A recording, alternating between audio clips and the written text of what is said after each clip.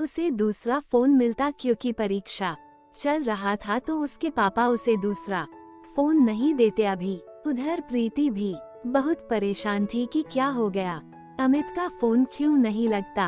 अब फिर वो सोची कि शायद वो पढ़ाई करता रहता होगा तो फोन बंद कर दिया होगा। प्रीति इंतजार कर रही थी कि शायद परीक्षा खत्म होते ही अमित मिलने आए।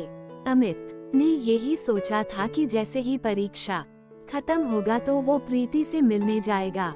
आखिर वो दिन आ ही गया। आज अमित का आखिरी परीक्षा था। अमित बहुत खुश था कि परीक्षा के बाद वो सीधा बस स्टॉप जाएगा प्रीति से मिलने। आज उसका हिंदी विषय का परीक्षा था। वो परीक्षा में जल्दी हाथ चला रहा था कि जल्दी से पेपर खत्म और वो प्रीति से मिलने जाए।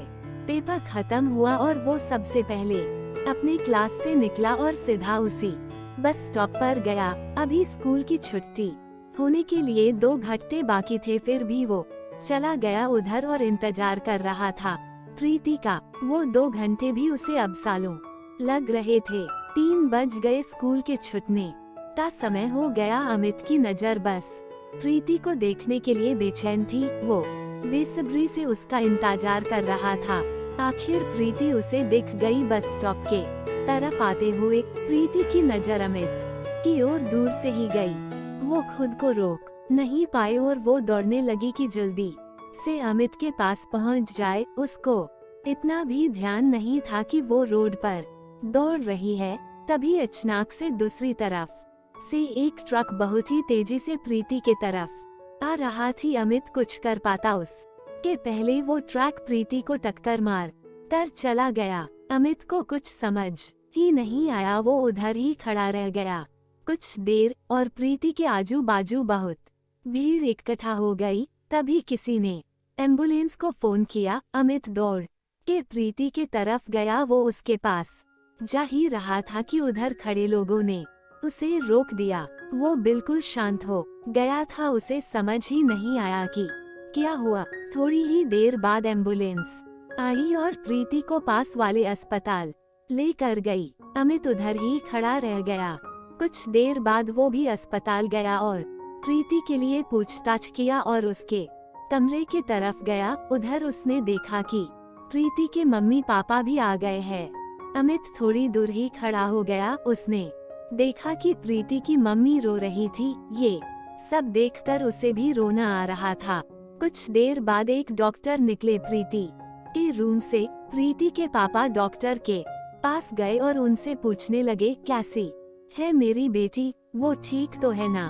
डॉक्टर उदास दिख रहे थे। फिर वो बोले, हम आपकी बेटी को नहीं बचा पाए। ये सुनते ही अमित वहाँ से चला गया।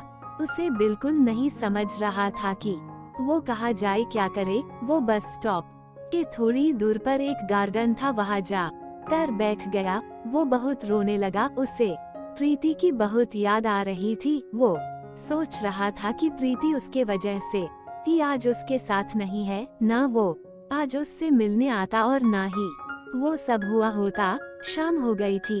अमित वहाँ ही बैठकर बहुत रोए जा रहा था। फिर किसी ने अमित को रोते हुए देखा तो उससे पूछा, क्या हुआ, तुम यहाँ बैठकर क्यों रो रहे हो। अमित कुछ नहीं बोला। फिर उस आदमी ने कहा कि घर जाओ, बहुत देर हो गई है, तुम्हारे मम्मी पापा तुम्हारा इंतजार कर रहे होंगे। वो उधर से उठा और धीरे धीरे चलते चलते घर आया।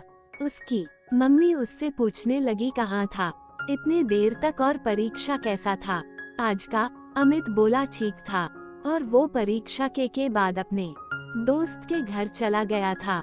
इतना बोलकर वो अपने कमरे में चला गया। उसे खुद पर बहुत गुस्सा आ रहा था। वो बहुत रोया। वो खुद को माफ नहीं कर पा रहा था। वो बस यही सोच रहा था कि सब उसकी गलती थी। प्रीति की वो हालत उसके वजह से हुई।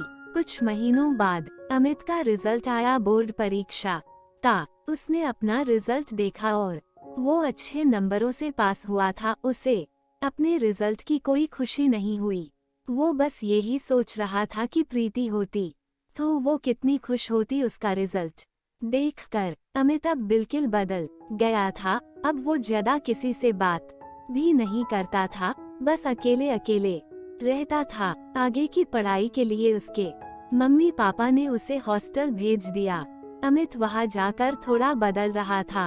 अब वो बाकी लोगों में थोड़ा घुल मिल कर रहता था, लेकिन वो प्रीति को नहीं भूला था और ना ही खुद को माफ कर पाता था। वो पूरी जिंदगी खुद को प्रीति का गुनहगार समझता रहा। वो बस सोचता रहता कि उसके वजह से ही प्रीति उसे हमेशा के लिए छोड़कर चली गई।